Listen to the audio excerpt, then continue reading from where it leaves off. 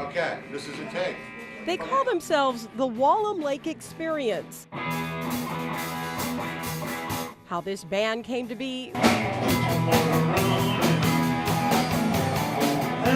Well, you could call it serendipity, an accidental discovery of something fortunate, usually while in search of something else entirely. Because I was homeless on the streets in South Providence.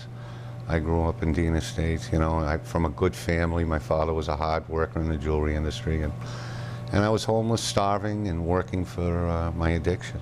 6 months ago, he came to Providence Center's long-term care residential facility at Wallem Lake, where he met others who, like him, had spent years lost in addiction. Anybody that's been using for an extended period of time, you need an extended period of time to recover. You could say this band all started with Stephen Oakes. He arrived a few days ahead of Eddie. All he had with him was his guitar and some rock and roll pitches and a big box of tapes. They soon realized both played guitar. They started jamming, but then they realized they needed a bass player, a drummer, and a singer. And then Joe walked in a couple months later with a bass in his hand. And then all this time we didn't know that Gino was a drummer. Then Ed came on board. Oh, and I didn't realize he could sing as good as because he's shy.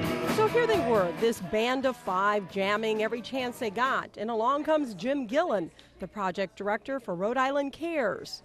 Rhode Island Cares is Rhode Island Communities for Addiction Recovery, a grassroots alliance. And one of the things we do is we try to show them that social activities in a sober way is okay and it's fun. Jim and Rhode Island Cares gave the Wallem Lake Experience a new experience, booking them at local events and parties, paying for studio time at Jam Stage in Pawtucket. We were like, you know, full-grown men all giddy about playing rock and roll from the 60s and 70s. Huh? It's been quite the experience. You don't even know.